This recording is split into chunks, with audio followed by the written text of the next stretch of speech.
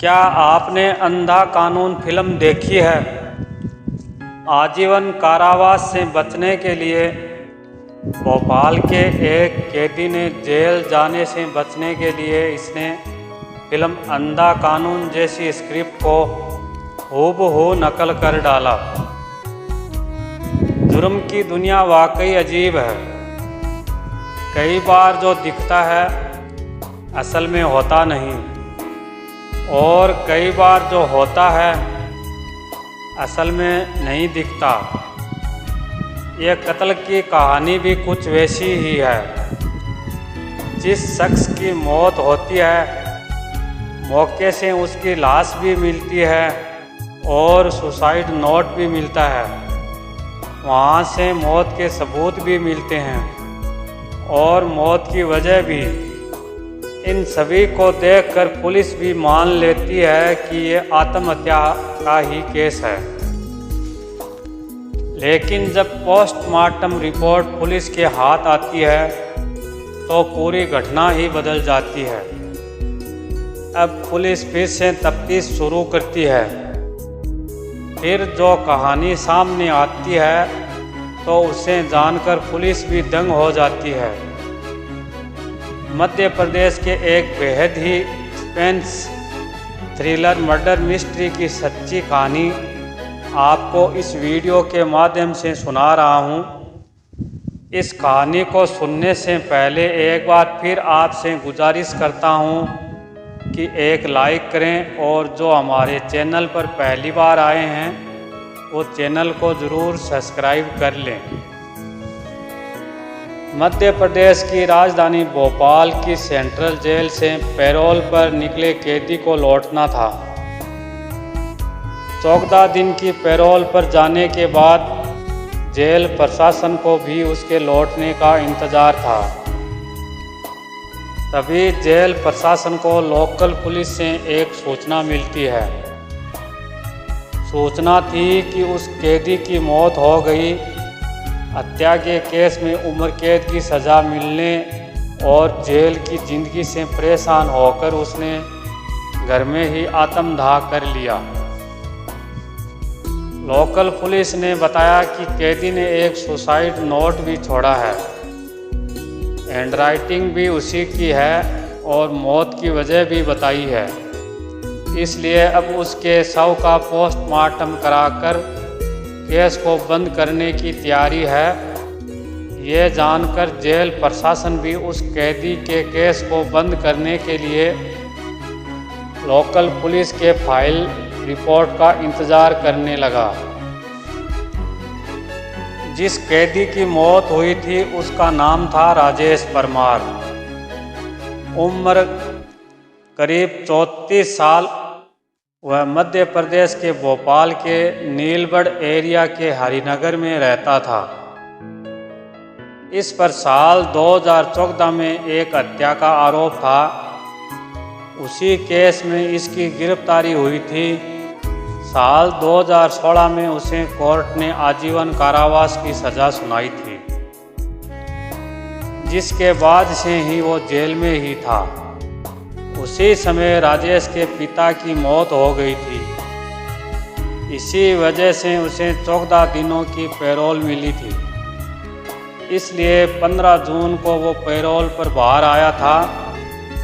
29 जून को उसकी पैरोल ख़त्म होने वाली थी। इस वजह से उसे हर हाल में 29 जून को जेल में लौटना था। लेकिन 29 जून की सुबह ही उसके घर से आग की लपटें निकलने लगी थी, जिसे देख आसपास के लोगों ने पुलिस को सूचना दी। फायर ब्रिगेड की गाड़ियां और लोकल पुलिस मौके पर पहुंची। आग बुझाने पर देखा गया तो एक युवक बुरी तरह से जल चुका था। चेहरा और शरीर भी पूरी तरह से जला हुआ था। देखकर ही वो मरा हुआ लग रहा था। फिर भी पुलिस ने आखिरी उम्मीद में उसे तुरंत अस्पताल में भर्ती कराया, जहां डॉक्टरों ने मृत करार दिया। अब पुलिस ने घर की तलाशी ली तो एक सुसाइड नोट भी मिला। जिसमें लिखा था कि पिता की मौत होने से वो दुखी था। अब परिवार में कोई उसे पैरोल भी नहीं दिलाएगा।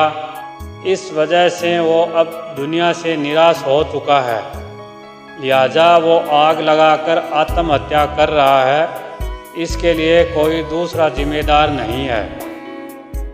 अब ये सुसाइड नोट के आधार पर पुलिस ने भोपाल सेंट्रल जेल को भी सूचना दी थी। शव को पोस्टमार्टम के लिए भेज दिया। साधारण सुसाइड केस की तरह पुलिस ने भी इसे एक तरह से बंद कर दिया। उधर पोस्टमार्टम के बाद शव को रिश्तेदारों को सौंप दिया गया। रिश्तेदारों ने भी वह शव का अंतिम संस्कार कर दिया। लेकिन इस पूरे केस में 24 घंटे बाद नया मोड़ आया, जब वहां की पुलिस को राजेश परमार की पोस्टमार्टम रिपोर्ट मिली। उस समय के भोपाल पुलिस के नए एएसपी अखिल पटेल के पास नीलबढ़ का एरिया था। इन्होंने जब पोस्टमार्टम रिपोर्ट देखी तो चौंक गए। रिपोर्ट में लिखा था कि गला दबाने से जान गई है, यानी मौत की वजह आग या धुएं से दम घुटना नहीं, बल्कि गला दबाकर हत्या हुई है। फिर वो इस केस की तफ्तीश में जुट जाते हैं। तुरंत मौके से ली हुई सभी फोटोग्राफ अपने पास मंगवाते हैं। अगर आग से जलकर मरा तो फिर गला किसने और क्यों घोंटा? अखिल पटेल सभी फोटो को बारीकी से देखते हैं। एक फोटो में वो देखते हैं कि मरने वाले शख्स का पैर बिल्कुल एक दूसरे से चिपका हुआ था, जबकि जब भी कोई जलकर मरेगा तो वो तड़पने लगेगा।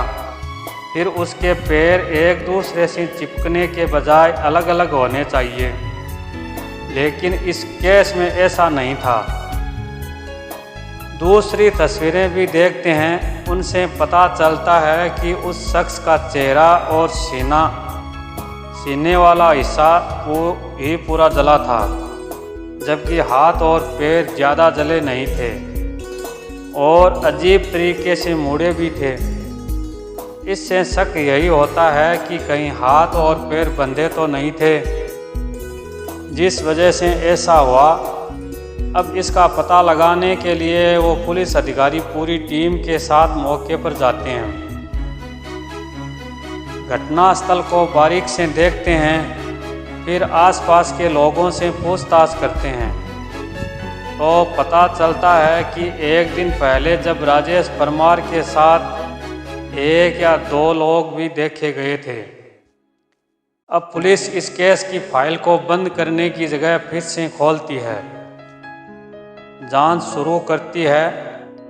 अब पुलिस को यह शक हुआ कि जिसकी मौत हुई उसकी पहले गला घोंटकर हत्या की गई, लेकिन राजेश को जब सुसाइड ही करना था तो उसकी पहले हत्या क्यों की गई? अगर किसी ने गला दबाया तो वो कौन था?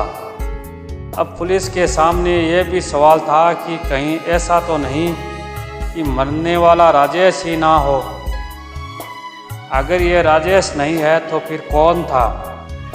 इन सब सवालों का पता लगाने के लिए पुलिस ने उसके मोबाइल नंबर का पता लगाया। फिर रिश्तेदारों के जरिए उसका एक नंबर मिला जो जेल से आने के बाद एक्टिव था, लेकिन अब बंद था। उसकी आखिरी लोकेशन भी भोपाल की ही थी। पुलिस ने जब उसके फ़ोन की कॉल डिटेल चेक की तो एक नंबर पर कई बार बात होने की जानकारी हुई, लेकिन जब उस नंबर पर संपर्क किया गया तो वो भी बंद था। वो नंबर था निहाल नामक युवक का। अब पुलिस के सामने निहाल को खोजने की चुनौती थी और मन में सवाल ये भी आ रहा था कि कहीं निहाल ही तो नहीं मारा गया। इसके अलावा और भी कई सवाल। फिलहाल पुलिस उसकी तलाश में जुट गई। फिर पता चला कि निहाल मूल रूप से बिहार का रहने वाला है और पहले राजेश के मकान में ही किराए पर रहता था, लेकिन कुछ महीने से यहाँ से दूसरे मकान में शिफ्ट हो गया था। अब पुलिस की जांच में निहाल की लोकेशन गुजरात में मिली। इसके बाद पुलिस की एक टीम गुजरात पहुंची और निहाल को दबोच लिया। इसके बाद जब उससे कड़ाई से पूछताछ हुई तब उसने जो कहानी बताई वो बेहद ही चौंकाने वाली थी। निहाल ने बताया कि जेल से पैरोल पर आने के बाद राजेश ने उससे संपर्क किया था, फ़ोन पर बात हुई और वो उससे मिलने भी गया था। बातचीत के दौरान वो काफ़ी परेशान था, इमोशनल भी था, क्योंकि पिता की मौत के बाद उसे अब ज़िंदगी में शायद ही कभी पैरोल मिलने की उम्मीद थी।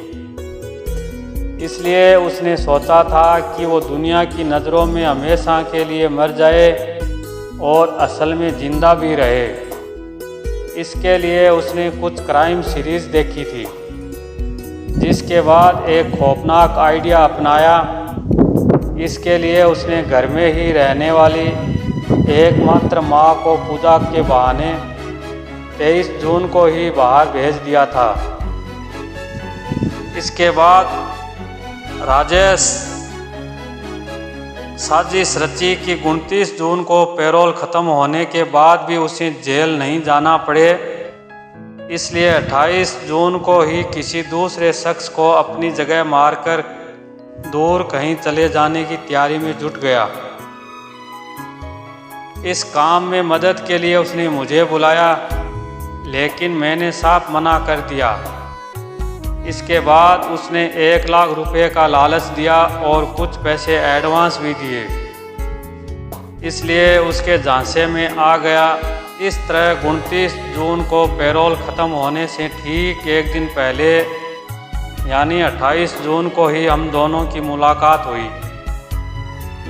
28 जून की शाम को ही दोनों घर पर ही फ़ोन छोड़कर घूमने निकले ताकि लोकेशन ट्रेस ना हो सके। इसके बाद एक पेट्रोल पंप के पास राजेश को अपने ही उम्र और लंबाई वाला एक युवक मिला।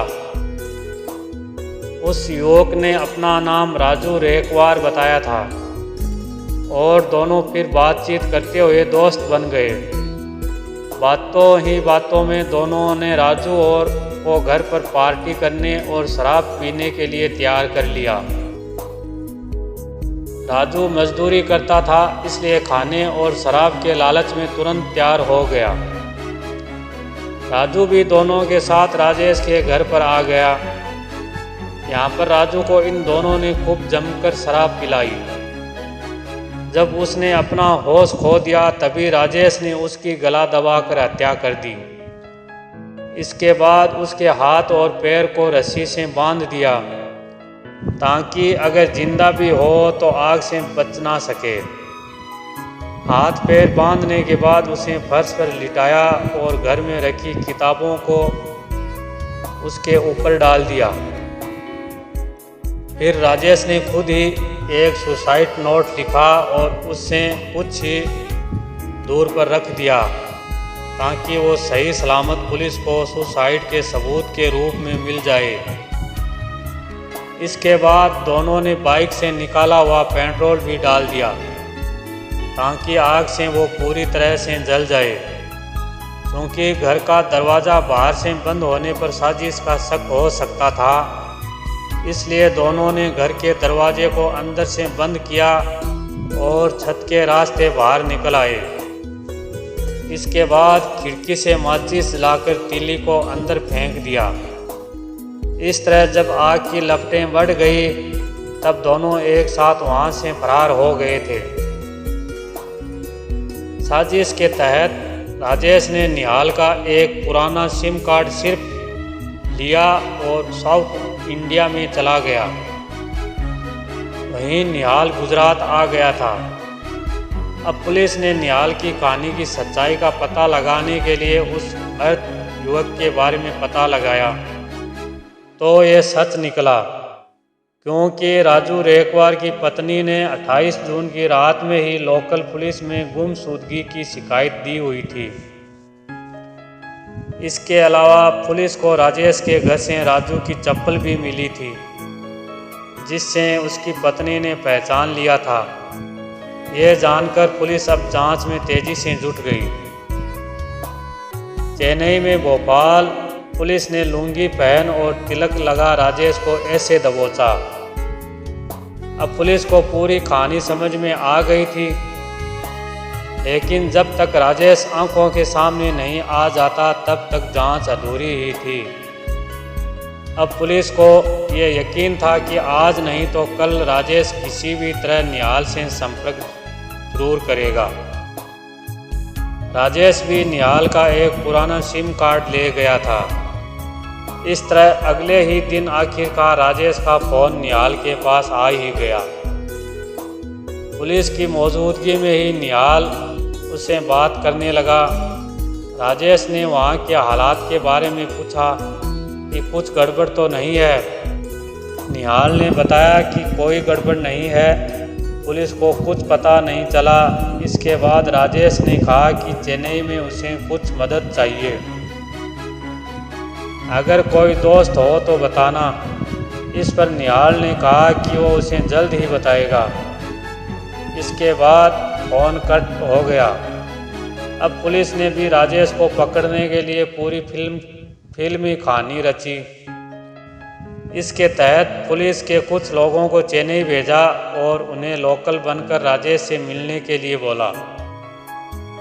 इस तरह निहाल ने राजेश को चेन्नई में रहने वाले अपने एक दोस्त का जिक्र करते हुए उसका फ़ोन नंबर शेयर किया, जिसके बाद राजेश पुलिस वाले को ही निहाल का दोस्त समझकर उससे बात की और मिलने गया।